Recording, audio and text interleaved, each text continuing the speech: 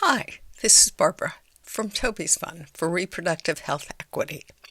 According to the Brookings Institution, affordability, the cost of living, is the number one issue for voters in the upcoming midterm election.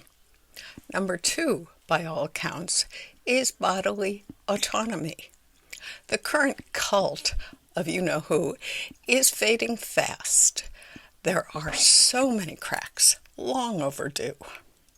Those who are hanging on just can't admit that they're wrong about anything. Let's briefly explore affordability. Realistically, healthcare rose from 13 to 18%, an increase that has serious consequences for family budgets. That's not even accounting for the 25 million people who were removed from Medicaid coverage by one president and one party. The average cost of childcare rose by 29%, with no proposed relief, but a plea to increase family sizes if you are white and Christian specifically. Let's talk about groceries. For most Americans, trips to the grocery store provide the most regular and obvious indication of what is happening to prices. Overall, grocery prices have risen by 31%. And for some high-profile items, ground beef, for example, the increase has been much steeper. Utilities. Electricity is up 32%, water is up 43%, and natural gas up 60%.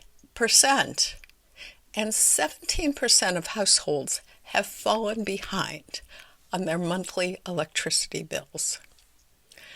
The average price of a new car has risen from $38,000 to $50,000. That's an increase of 32%. The need to hold on to a current car has increased, but the inventory of used cars subsequently has decreased significantly, and the price has risen. Insurance prices for said car have skyrocketed, and public transportation costs have increased significantly. And I don't need to tell you that gas prices have risen 50%. Have your wages gone up 50%? Now I ask you, does hatred of pregnant people having a say in what they do with their own body have any effect on grocery prices, rent prices, or gas prices? No. Then why are we restricting abortion or contraception? Why is that only talked about by elected officials in red states? Will taking away a lot of people's free will lower prices? No. It's Pride Month. Does hating lesbian, gay, bisexual, and transgender people have anything to do with the price of groceries, rent, or utilities? No. Then why is there so much legislation against them, particularly in red states? If we deported every person from another country, would that lower the price of healthcare, groceries, rent, gasoline? No. Then why is that all that's talked about? Why did we spend $29 billion of your tax dollars on ICE so far this year? Why have citizens been killed by ICE on the street? Did that lower prices? No. Why do we have an unsanctioned war in Iran costing close to $2 billion per day?